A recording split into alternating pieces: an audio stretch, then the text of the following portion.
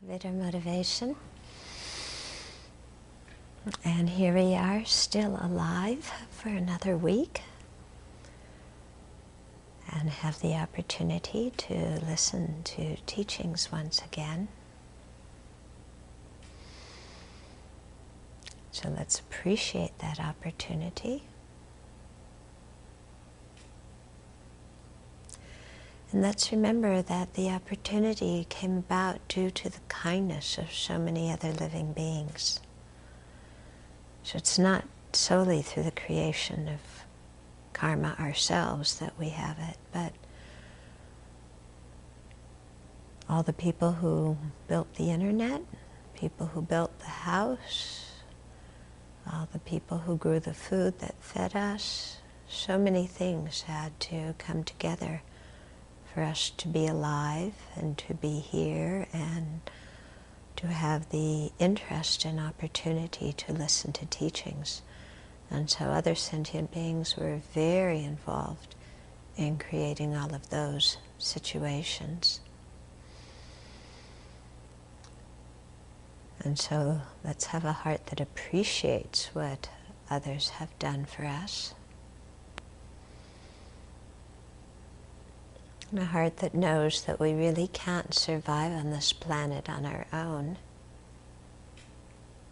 That we're very dependent on the kindness of others.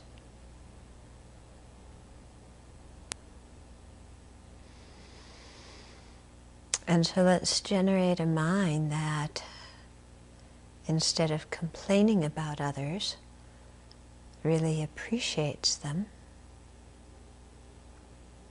and in fact wants to attain full enlightenment as a way to repay their kindness by showing them the Dharma path.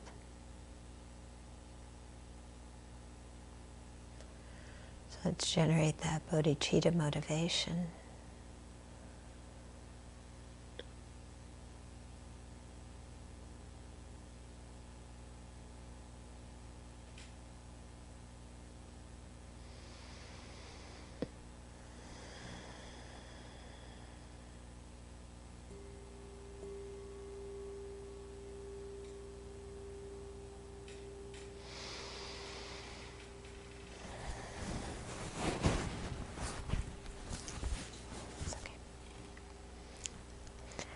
Okay, so we had some questions from last week. I'll start with those.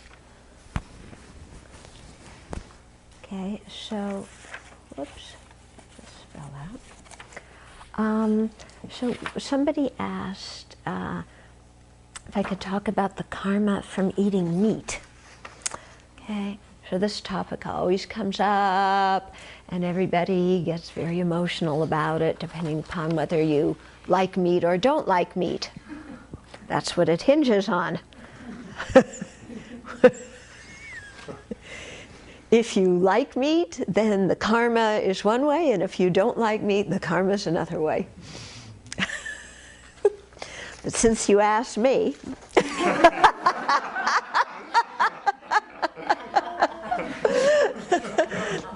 actually I had a little revision here in my idea, because I had initially heard in terms of eating meat that don't eat meat from an animal that you have killed yourself, that you have asked others to kill, or that you know has been killed for you.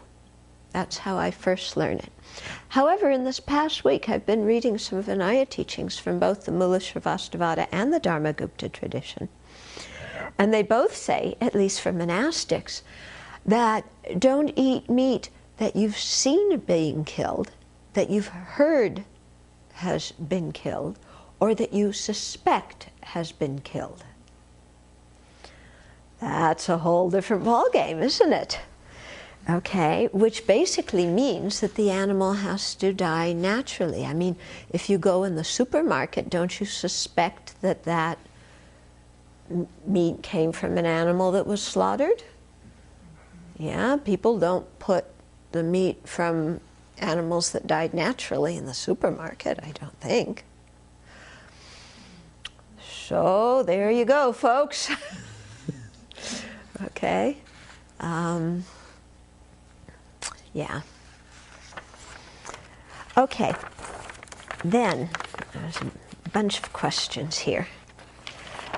Okay, regarding the experience similar to the cause, in terms that, you know, the corresponding one that corresponds to, it's the one, I experienced this because I caused it in others, okay?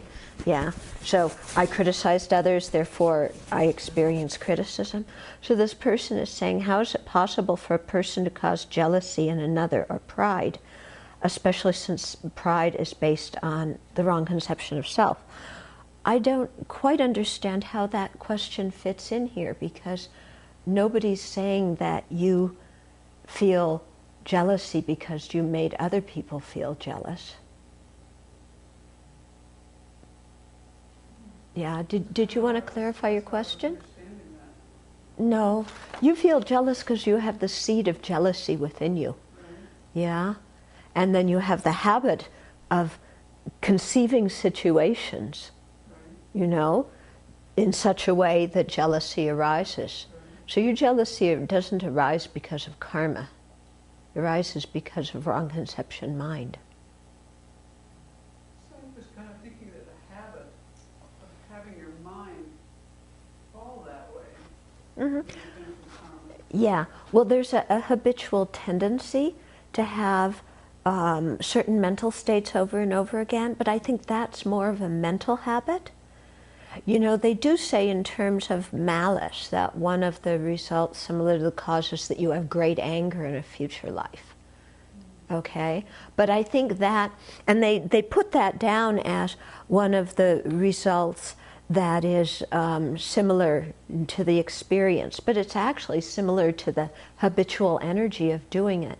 But in any case, I think that kind of thing, there might be some karma in terms of the mental action, the mental factor of intention that's together with that malice. But basically, you have hatred and malice not because of karma, but because it's affliction. Yeah? It's affliction that causes karma, not karma that causes affliction. Right. Okay? The reason this question came up is because I realized in the back of my mind, it was almost like a muzak. Negative thinking was going on, like in the back of my mind, almost like muzak, you know, like when you're in a... Yeah. It seemed so like, I was doing other things, and it was just like this, kind of like, you know, I was just Okay. like, this is crazy. Okay, so you're saying that kind of in the back of your mind, there's lots of negative thoughts going on. I really noticed that. Right. Yeah. Yeah, that's because of afflictions. That's afflictions. That's, you know, I mean, we have the seeds of afflictions. We have the habit of afflictions. Our afflictions are not subdued. So all it takes is a tiny little thing, and, you know, they go from being in the afflictions in the seed form to the manifest afflictions. Okay? Well, what's interesting then is because I was thinking that the way to work with this was what you taught about the weight of karma. And it really gave ways to like kind of combat these things, but actually I'm going after the wrong thing then, because the only way to deal with that would be to realize emptiness. That's not the only way to deal with jealousy, is to realize emptiness. Realizing emptiness, wisdom, is the ultimate antidote to get rid of jealousy. But there's many other antidotes too, you know, like rejoicing and, you know, all sorts of other antidotes that are much easier to practice. When you do purification practice, you can imagine that you're purifying your jealousy in the sense of, you know, weakening the seed of the jealousy, weakening the habit of jealousy. Yeah, so you can think of purifying the afflictions when you're doing purification practice.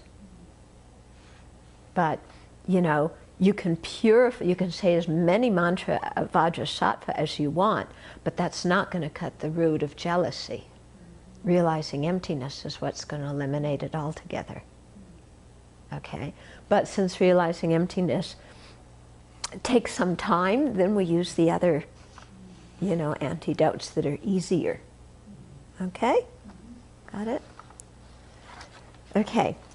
And the next question, what is Dharma joy and what is its causes? Okay, so I have a question for you. You just took Bhikshuni ordination. Did you feel happy? Yes, I did. Don't say but. Yes, I did feel happy. Okay, I don't want any buts. I want a yes or a no. You took the Bodhisattva vows. Did you feel happy? Yes.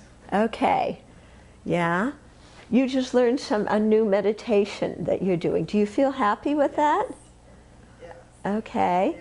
And you're kind of doing retreat intensely for the first time. Do you feel happy with that? Yeah? Okay. So, is that Dharma joy? Okay.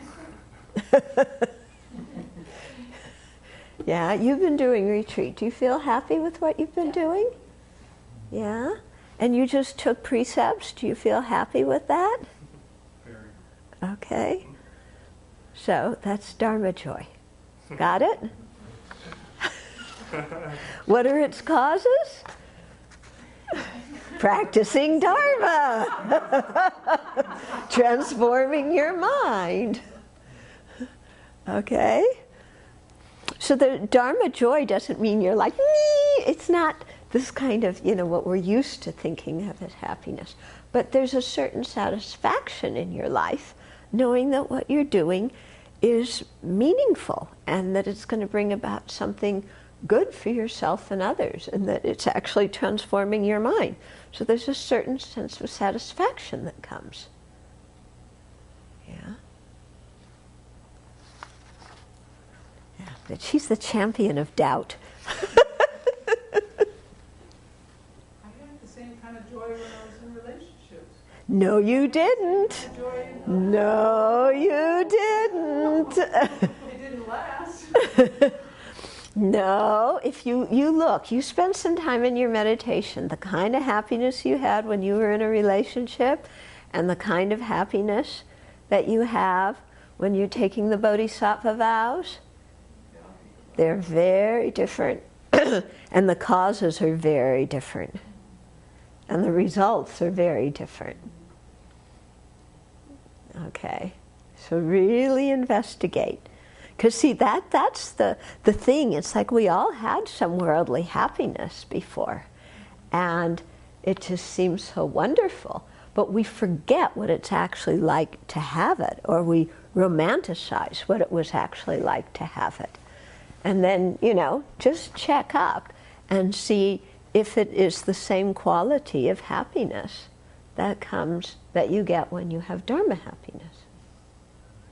You say it's not. Why not? Oh, they're not the same at all. How are they different? Well, I've been meditating on this quite a bit about attachment, to my last significant relationship. Mm-hmm. And I'll get in this unhappy place of missing that, and then I just sit down and go, what was it really like? Like, really put yourself back there. Really be in the room with Stuart and really remember, and it just poof goes. 'Cause then I can remember all the things that made me upset that I didn't like. I mean, there was some nice, good things there, but it's just a whole different ballgame.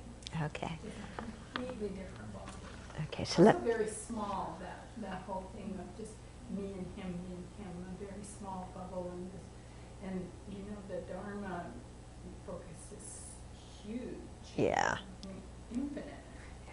So I want to repeat what you said for the people.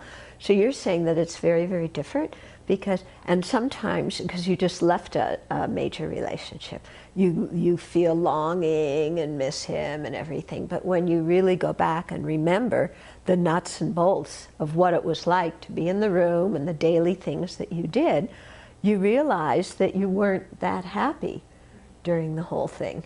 There were all these things you didn't like, and and then also you realize that the way your mind was in the relationship was very narrow. There was the bubble of, us two people. Yeah, so it's quite a small mind. Whereas when you have a Dharma mind and you're happy because of that, the mind's very expansive. Yeah, so it's quite different. Mm-hmm. Just been this also in the last few days, and I've actually been quite successful in my own mind, it feels like. But I found when I go back like that, there is never a point in time in my past worldly life that there wasn't just some tiny element of dissatisfaction with what I had. Mm-hmm. Okay. No matter what it is in any way, there's just something there that could have been better. Mm-hmm. But, you know, it's not like, oh yeah, this is horrible. You know, if I just got this a little bit different, it could have been a little, you know, Okay. always though. Yeah. It's always could have been better. Okay, so you're seeing with worldly happiness that no matter how much you had in the past, you can go back and remember and it was nice, but it could have been better. And in the very moment that it was happening, in my mind, it's like, this could be better. Okay, so in the moment it was happening, you still weren't satisfied then. Yeah. It was always, it could have been better. Yeah, and it's because I'm expecting that it's going to give me happiness, and it's not. Yeah. It can't. Yeah, yeah, because when we expect that of something, that it's going to give us happiness, we're always left feeling shortchanged. Yeah. Okay, let me go on to the next part of this question. Okay, how can joy be plausible when we have all-pervasive suffering? Only an absence of suffering in a moment of mind seems plausible. What does all-pervasive suffering mean? All-pervasive dukkha. Does that mean that you're in pain every moment? The potential is there every moment. The potential is there in every moment, but are you experiencing a painful feeling every moment? No. So are happy feelings possible? Yes. Yes. Is joy possible? Yes. Is it going to be a joy that can never disappear? No. Okay. But you have to remember that, see, this is why I really think suffering is a bad translation for the word dukkha, because this really highlights the confusion that happens. Because we hear all-pervasive suffering. Buddha said life was suffering. I'm suffering, everything's suffering, there's no possibility for happiness. You know, and if I have happiness, then I'm bad, because I'm supposed to be suffering, because Buddha said everything's suffering. Okay? That's the way our mind thinks. Isn't it crazy, illogical, stupid, ridiculous? But that's, you know, when we miss, you know, when the words are unclear and we're bringing in all sorts of assumptions from how we grew up and what we learned as little kids, then we come to these weird sorts of conclusions. Yeah? So all-pervasive dukkha does not mean that you're experiencing painful feelings 24/7. Okay? Dukkha means unsatisfactory. It doesn't mean suffering. It means unsatisfactory.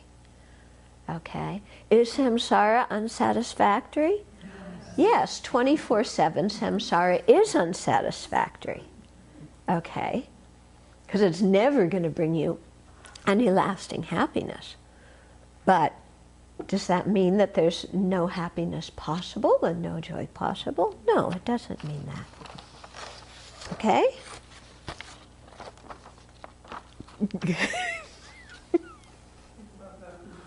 Yeah, you better think about that.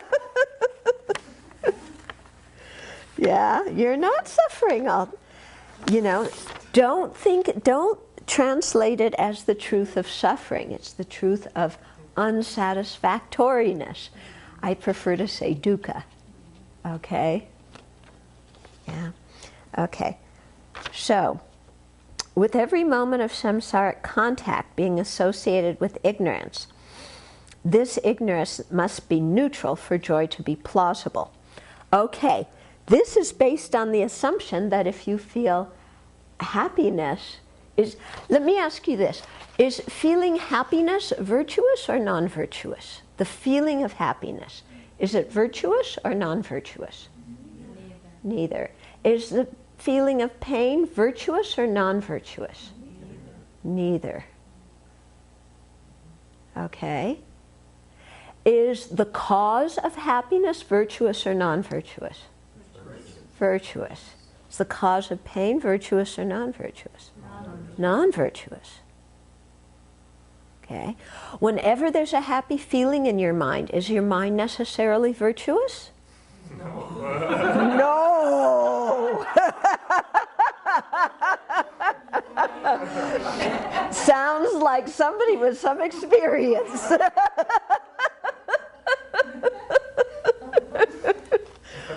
When your mind is kind of sad, is it necessarily non-virtuous? No. Okay. So you see, this is another thing that we get all confused, because we have good and bad, we have happy and painful, or happy and suffering, and then we have virtuous and non-virtuous. Okay. So we say happiness is good. Yeah, virtue is good. Therefore, happiness equals virtue. No. Okay? Because the words good and bad are very confusing words. They're very confusing. Yeah, you can have a happy feeling of happiness in your mind, and your mind can be terribly non-virtuous. Yeah? And you can be kind of sober and have a sad feeling in your mind, and your mind can be very, very virtuous. Okay? So don't get those things confused. Yeah? Okay. And by the way, ignorance is neutral in terms of virtue and non-virtue. Because remember, virtue and non-virtue talks about the ethical dimension of our actions. Okay? Happiness and suffering are feelings that we experience. Yeah? How we react to the happiness and suffering creates virtue or non-virtue. Okay? Because I could have happiness, and then go, I want more, I'm going to get it any way I want, and I don't care what I do to get it. That's non-virtuous. Okay? I could have a happy feeling and say, I want to share this with others. Okay? That reaction to the happy feeling creates virtue. Okay? But the happiness itself isn't virtuous or non-virtuous. Okay? I can have pain, and I can be angry at my pain. That anger is non-virtuous. Or I can have pain and say this is a result of my own negative karma, and kind of chill the mind out, and that mind is virtuous. Okay? So very important not to get these things confused. Yeah. Because it really, you can see how this comes from previous training, because sometimes we're raised with the idea that if you do something bad, you get punished. Yeah? And so then we say, oh, non-virtuous punishment, they're the same thing. Like you get sick, oh, I'm getting punished. Yeah? So I'm bad. So I'm non-virtuous because I got punished. No. Yeah, the cause of the unhappiness, the cause of the difficult situation was non-virtuous. But the situation itself is neutral. How you react to that situation creates virtue or non-virtue. Okay? Clear? Okay. Okay. So, for example, arhats.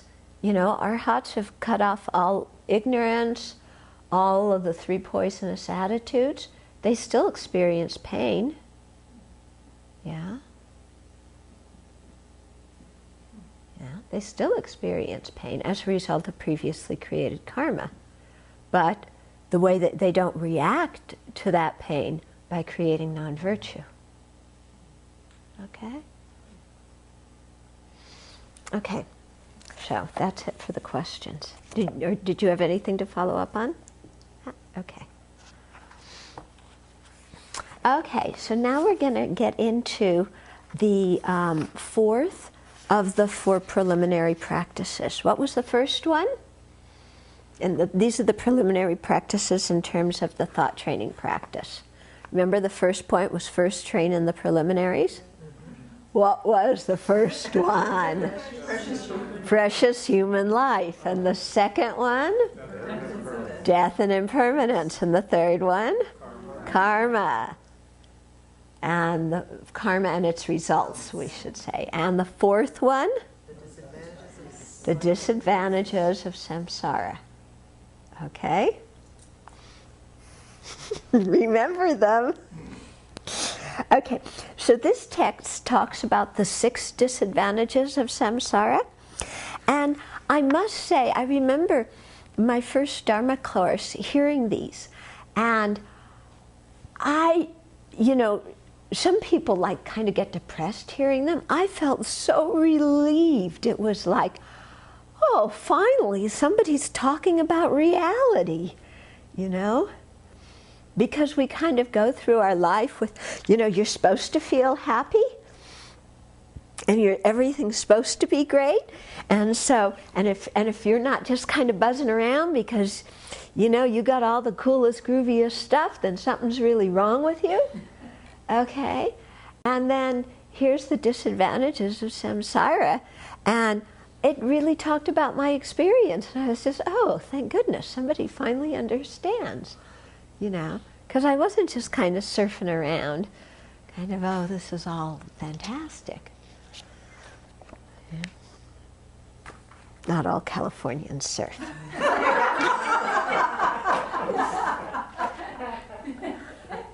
No pervasion. Okay, so the first of the 6 disadvantages of cyclic existence is the disadvantages of uncertainty. Okay, so the text says, in cyclic existence, relationships with friends and enemies are very changeable. Things of this world are not at all reliable. They are miserable. The friendly letter says, who wrote the friendly letter? Nagarjuna. Okay, the friendly letter says, your father becomes your son, your mother your wife, and your enemies become friends. The opposite always also takes place. Therefore, in cyclic existence, there is no certainty at all. Okay, so this quote is especially pointing out with relationships.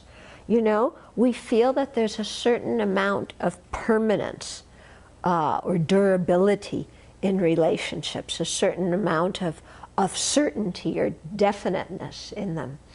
But when you look at the big picture of samsara, okay, and multiple lives, you'll see that everything's changing all the time. And the relationships are changing all the time. Even within this life, yeah, they change, don't they? Yeah, because some of the people who you were very good friends with at one time, now you don't like, they've become enemies, or you've lost contact, they've become strangers. People who at first you didn't like or get along with now become friends, or maybe become strangers. We were born and everybody was a stranger, and some became friends and some became enemies, and all of those are constantly changing. And there's one story that they tell that I really love this story. It was about an arhat who, I don't know if it was at the time of the Buddha or when it was, but he was going on alms round.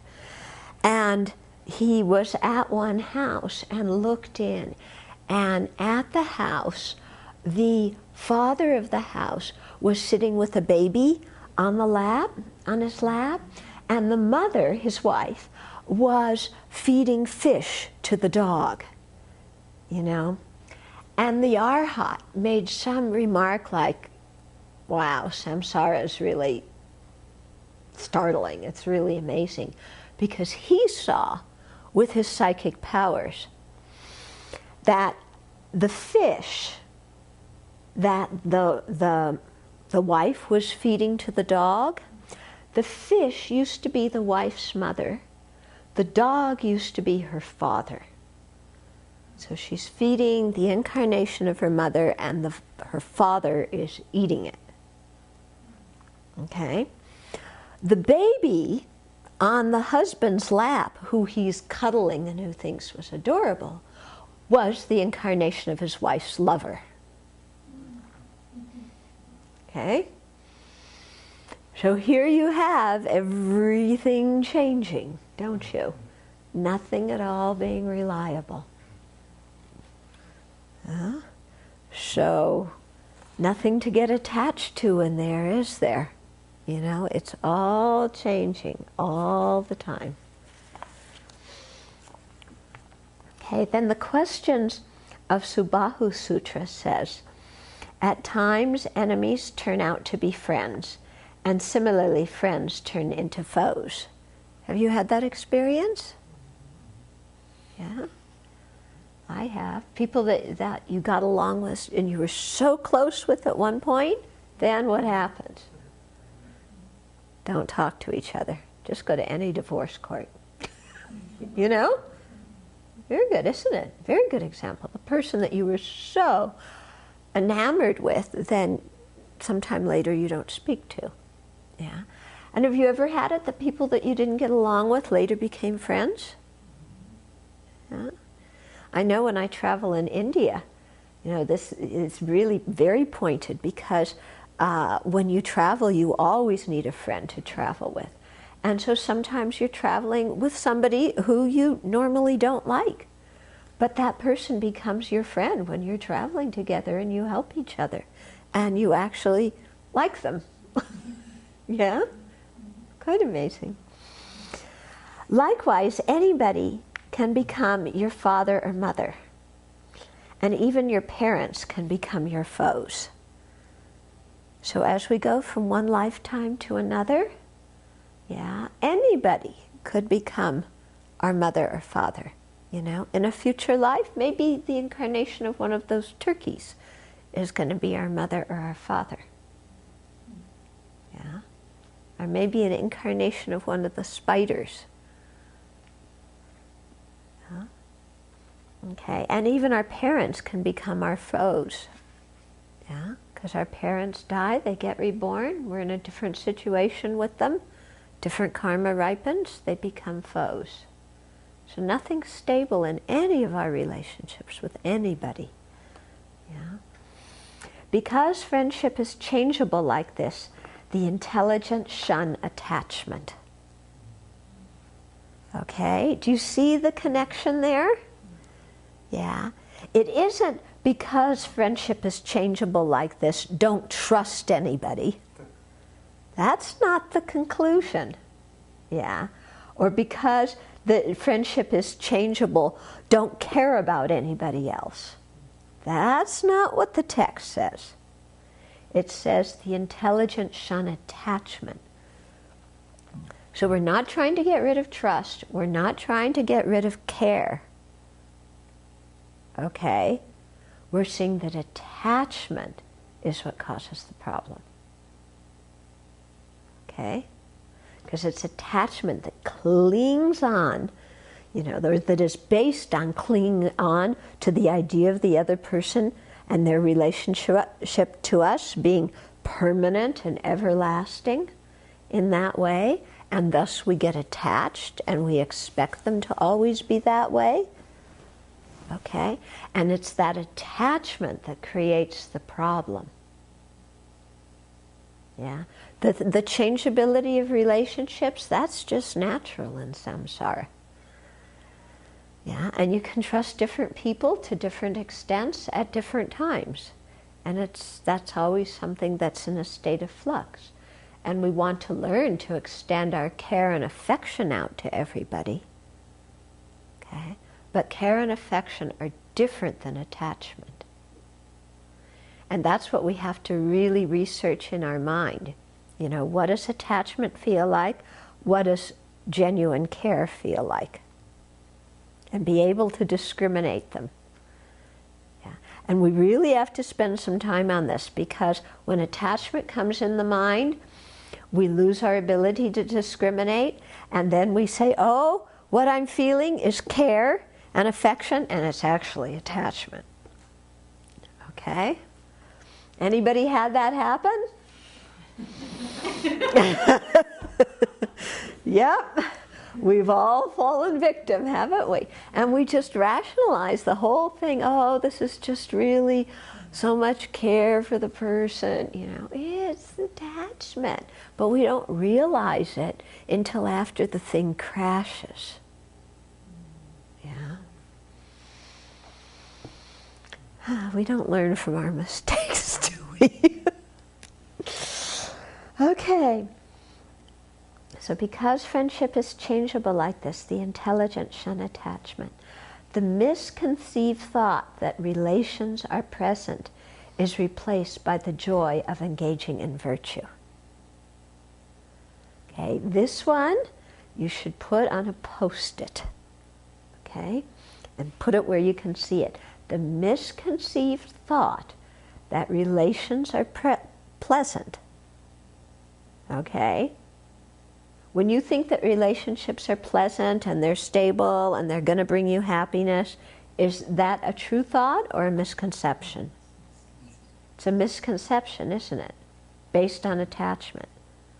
So you want to replace that inappropriate thought, that misconceived thought, with the joy of engaging in virtue.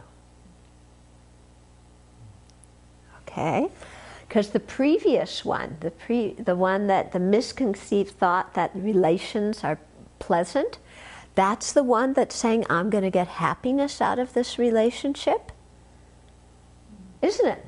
It's the misconceived thought that relationships are pleasant. I'm going to get happiness out of this relationship. You get a certain kind of happiness for a certain period of time, mixed in with a lot of other things going on in the relationship, as you were just talking about. Okay? But you replace all of that yo-yo stuff, yeah, that is completely uncertain and unstable. You replace it with the joy of engaging in virtue. So this is the Dharma happiness that we were talking about. When you train your mind in engaging in virtue, isn't there a certain kind of satisfaction and happiness that comes in your mind?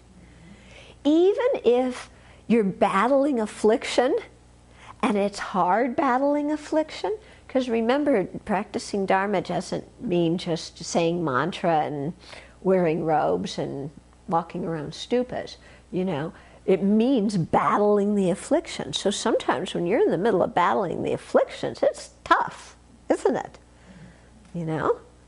But when you come through and you've battled the afflictions to a certain extent, isn't there a certain feeling of well-being and satisfaction that comes? Yeah, that's the joy of engaging in virtue. And then on top of that, when you don't have to battle afflictions, but you're making offerings and, you know, and you're thinking about the qualities of Buddha, Dharma, Sangha, and so your mind has a very uplifted feeling of faith in the Triple Gem, then there's a lot of happiness in the mind, the joy of engaging in virtue. So that replaces this misconceived thought that I'm going to get happiness from relationships. Okay? So especially as monastics, that's got to be something really prominent in our lives, is replacing that longing for one special person and one special love affair and one special, you know, with the joy of practicing virtue, so that we're getting a sense of satisfaction and well-being in our life. Okay? That's quite important.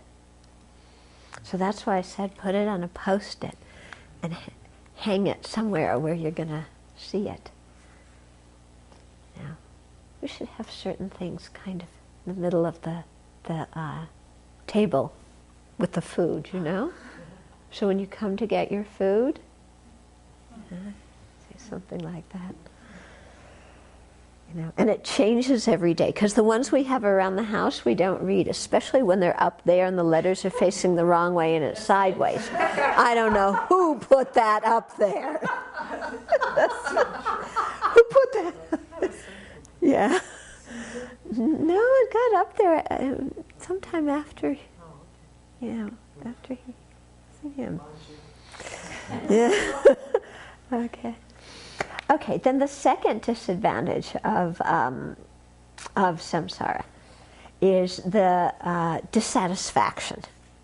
And this is the one that when my, Rinpoche taught it at the beginning, I went, finally somebody's talking about what I feel, that samsara is, you never feel satisfaction.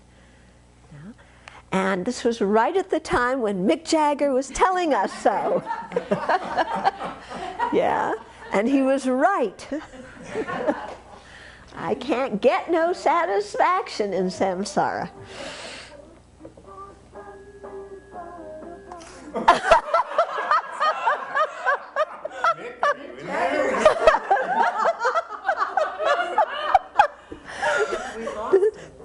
Okay, well, I'm hanging up the telephone.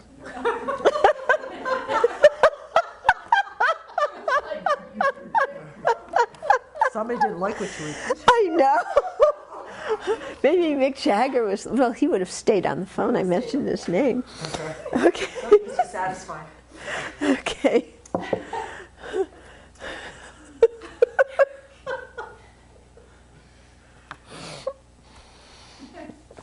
Okay. So the friendly letter says, each individual has drunk more milk than the 4 great oceans. Yet in the ordinary person's continuing cyclic existence, there is still more to be drunk. Okay? So they're talking about mother's milk. If we were to take all the mother's milk that we've drunk, this was written before they had pablum and, and bottles and stuff like that, okay? If you took all the mother's milk that we've ever drunk in all of our previous lives, it would be greater than the greatest ocean, okay? Than many great oceans. Yeah, than the 4 great oceans. Anyway, but in an ordinary person's continuing cyclic existence, there is still more to be drunk. Because as long as we get reborn in cyclic existence, then there's more mother's milk to drink. Yeah, there's no end, there's no satisfaction.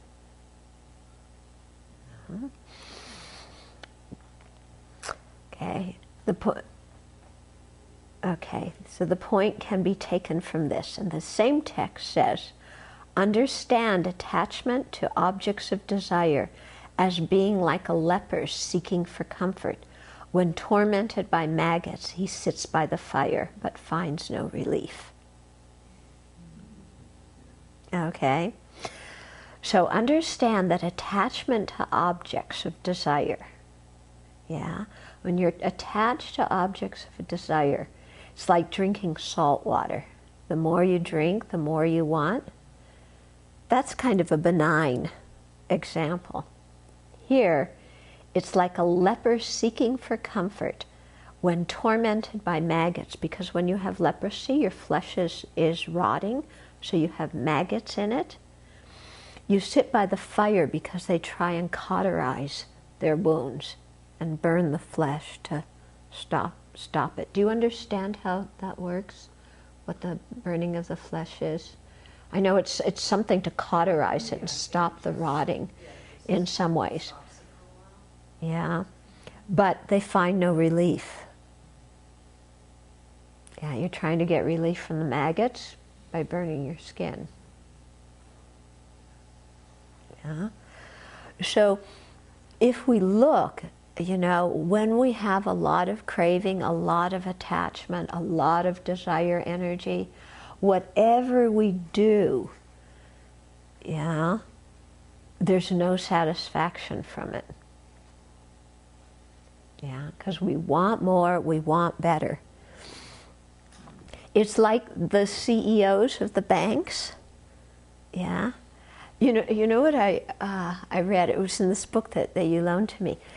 That before, CEOs of banks and these people were all getting paid a certain amount, and then the government thought that by making them disclose how much they were getting paid, that it would stop, what they were doing. Actually, what happened is their wages and bonuses went up even more, because they started looking at each other and saying, well, he's making that much and getting that kind of bonus, I should too. I want more. And so actually the CEO's salaries and bonuses went up because of that, because of people comparing and jealousy. I thought that was quite interesting. But that's the exact state of mind, isn't it? No matter how much I have, it's not enough. I need more. Yeah, because it's got to be at least as much as somebody else's, and preferably more. Okay? And so we look at the smallest thing that we have, and there's always the mind that anything that's pleasurable, I want more, I want more, I want more. And it's not until some kind of suffering feeling comes that then we can let go of it. It's like when you eat, it's like, I want more, I want more, I want more. And it's not until you begin to feel uncomfortable from eating too much that you stop. And sometimes you still keep eating. Okay? But it's this idea that whenever we're seeking external happiness, it never suffices. Yeah, it's what you were saying. It always could be a little bit better. So it's this mind of more and better, more and better. Okay. So no matter what you have, it's not good enough. Yeah. And so that's why, like people who live in other countries look at the US and say, you people should be so happy, you have so much. But when you live here and you compare yourself against other people who have more, then you feel you don't have very much at all. And so the same mind is complaining, I don't have enough, I don't have enough. And the same mind is unsatisfied, even though you have 20 times more than somebody else in a third world country could ever dream of. Yeah, but it's the dissatisfied mind that just keeps going again and again and again and again. And so it's the same thing, not just with possessions and money, but praise. Do we ever get enough praise? Do we ever get enough acknowledgement? Never. Even if somebody praises us, it's never enough. Do people ever appreciate us enough? Do we ever get enough appreciation? No. Do we ever get enough love? No, we never have enough love. Okay? Do people ever realize how wonderful we are so that we have a good reputation? Do they ever really get it and speak well of us as according to the amount that is due? No. Okay? So we always feel dissatisfied no matter how much people appreciate, it's not enough. No matter how much they love us, it's not enough. No matter how much they praise us, it's not enough. No matter how many nice things they do for us, it's not enough. Yeah? And it keeps on like that. And so this is the fault of samsara, due to what mental factor? Attachment, craving, desire. The afflicted kind of desire. Okay?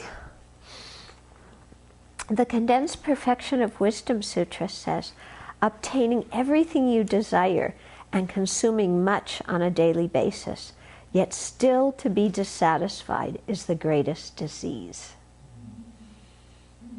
Isn't it? Obtaining everything you desire and consuming so much on a daily basis, yet still to be dissatisfied is the greatest disease. And we're all suffering from it. That's from the Condensed Perfection of Wisdom Sutra. Okay. So this is why we want to get rid of craving and attachment. Yeah? Because they cause misery. Not because they're bad, and not because we're bad, but because they cause misery. So there is no satisfaction in sensual pleasure. And if you think especially about what is taught in the Sutra on Avoiding Sorrow, you will feel great concern. It says, "The water in the ocean bears no comparison with the molten copper you've drunk again and again in hell." Okay? Because the thing is, if we're willing to have the good times in samsara, then we got to be willing to have the bad times. Okay? The amount of filth you've eaten when you were born as a pig or a dog would be much greater than Meru, the king of mountains. As a vessel for all the tears you have shed when parted from friends and relatives in cyclic existence, the ocean would not be big enough. Okay, this is looking at our lives from a very big perspective, not just this one life, but really thinking about what it means to be born in samsara again and again and again. If all the heads cut off in the course of mutual conflicts were to be piled up, the heap would reach beyond the realm of Brahma. Born many times as a famished worm, the amount of earth and dung you've eaten would fill the great ocean of milk up to the brim. Okay, so this is, samsara. This is samsara. Samsara is not fun and games. It's not, a good time. And this is really how we're so deceived. We get a little bit of worldly happiness, and then we get we think it's certain. Yeah. Not. So, as explained, however much worldly wealth you acquire, it is nothing but seduction. Why is it nothing but seduction? It's going to disappear. Because what? It's going to disappear. Because it's going to... do all these things, these negative things for it. Okay. So it's seduction because it's just going to disappear, and because you're going to have negative mental states that get you involved in doing negative actions to get the wealth and to protect it. Okay? You should feel apprehensive thinking of how the same could happen to you if you do not make further effort. Okay? So this is said to kind of, it's the stick and the carrot approach of, don't get too everything's fine in samsara, because it's not. Yeah, and so exert more effort in our practice. In the words of the spiritual friend Sampumpa, from the first you must face so many ups and downs here in cyclic existence, but nothing worthwhile. Think about this until you are convinced.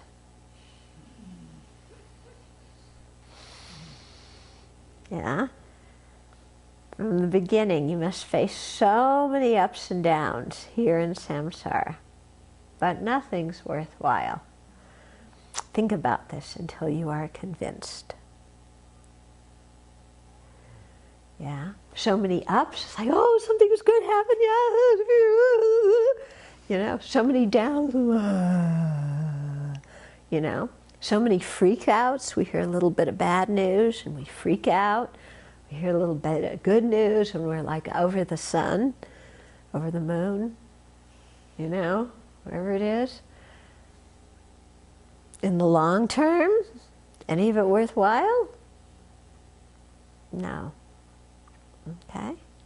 So we're not saying this life is worthless. Okay? When we're saying, you know, these ups and downs are not worthwhile, don't misunderstand and think that we're saying life is worthless. In fact, it's the actual opposite. Life is very valuable. Life is very worthwhile. Okay? But satisfying our attachments is not what's going to make our life meaningful and worthwhile. Okay? Transforming the mind is what is going to make our life meaningful and worthwhile. Okay? So life is very meaningful. But, you know, getting all up and down and up and down and up and down all the time, that's not worthwhile. Because situations change like that. Yeah, don't they? Okay, questions? Comment. Uh-huh. I was listening to Vic about his teachings, and he went through both the in the Majjhima Nikaya. Nikaya Uh-huh. is both the sutras that the one about the mother's milk in the ocean, and the Buddha also. I guess there were a few sutras that involved that Yeah. analogy and filling the ocean with tea. He would ask the monks, like, which one is more, the four great oceans or the number of tears you've cried in samsara? And it's like, well. And then he really went into great detail on the leper analogy, which was really, really striking. Just, I mean, because he's talking about cauterizing it and the great satisfaction that they're feeling from burning their skin because it relieves the itch for just, you know, just the briefest amount of time, and then it comes back like twice as strong afterward. And, you know, insects are laying eggs, and then it's just, it's like that is, you know, lusting after desires. And you just and you have to dig your fingernails into your skin just to feel satisfied. And very, very graphic, isn't it? For a while. Yeah. Yeah. Okay. So he was saying that he was listening to a teaching by Venerable Bhikkhu Bodhi, and that the analogy of the leper is in the sutras. Yeah. It must be in the sutra. Yeah, find out which sutra it is. You should be able to see. We can read that. But you know how if you really spend some time thinking about it and visualizing it, you know, that the itch from the maggots and how horrible it is, and by burning your flesh that removes the itch, but what happens afterwards? I mean, you're burning your own flesh, and then the itch is stronger, and then you dig in more, and it's really, you know, when they say it's like drinking, you know, samsaric pleasures are like drinking salt water, like in the 37 verses, that's really it, because he was talking to a ascetic who was actually a hedonist, and so this was his yeah. explanation for it, and he went on to ask him, you know, so is the fire actually pleasurable, or is, you know, what's going on here? Yeah. And the guy's like, no, I don't think the fire is actually, if the further analogy was if they cured the man from leprosy and then he came back and saw someone else in the same condition, would he think to himself, oh, what great pleasure I experienced by burning my skin and relieving that itch, I wish I could have that again. And it's like, no, that wouldn't be right. Yeah. But at the same time, the leper's there experiencing great pleasure just by relieving himself from the pain. Yeah. Using burning charcoals. It's potent, isn't it? Yeah. I had a certain experience in my life where I had a very, very bad case of poison ivy, where I had just huge blisters on my arms, and the only thing that relieved it was running it under very, very hot water. It gave relief from the incredible itching that just to put under water that was almost at, you know, 175. I mean, it was hot. It was coming out, but it relieved the itching. And then when I took it away, of course, the rawness of what I was doing, but it was all on my arm, and I would do that a few times a day just to get past the itching. And the itching would come back stronger Come back afterward? stronger, and of course I had Yeah. this, you know, redness because I was scalding myself. Yeah. Yeah. And now, like Venerable John Paul's saying, would I want to go back now that I don't have the poison ivy, go back and stick my arm under scalding water and go, oh, I would love to have it. Yeah, yeah, But it did feel good at the time. It felt such a relief from the itching. yeah, It's a strange thing. yeah. It's weird. It's a good thing to remember when we're in some kind of situation like that again, you know, where it's like you want to do something to relieve some pain immediately, and then think, you know, if I were cured from this situation, would I long to come back in it and have that pleasure from scalding yourself with the hot water, or from cauterizing your skin to get rid of the maggots? That conditioned mind that so doesn't remember. Yeah. Even short periods of Right. time, the same thing comes up and it seemingly is going to bring pleasure, and it's kind of like our memory is kind of like, oop. Yep. Yeah. And that's the thing, you know, that we hear this and it makes sense now, but as soon as we see something that looks pleasurable, it's gone with the wind, you know? Scarlet and Ret disappeared with it. It's gone. You know, the Dharma understanding's gone.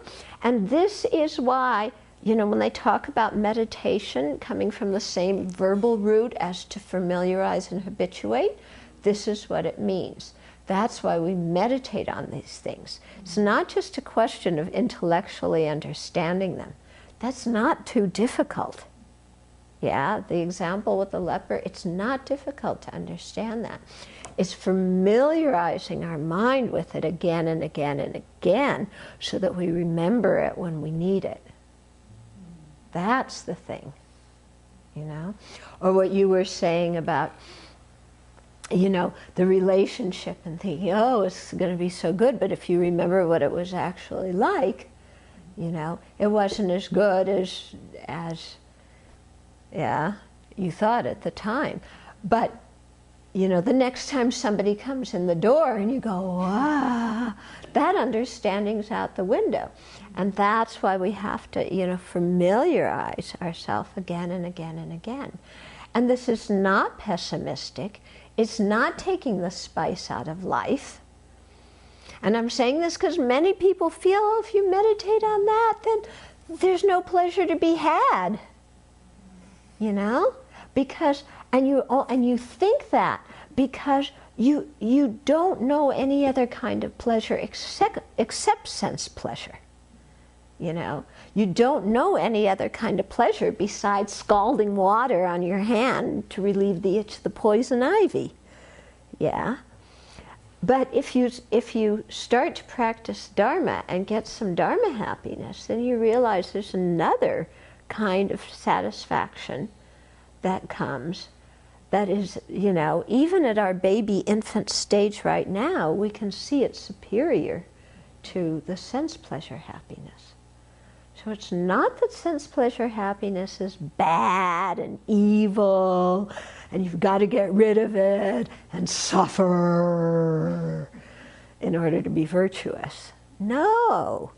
You know, you have to really, with your wisdom, look at the sense pleasure and ask yourself, was it real happiness?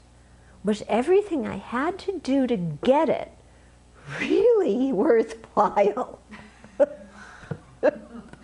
You know? And what is a kind of happiness that's going to bring much more satisfaction to me and to other people, you know, in this universe? Okay? Is that the dukkha of change?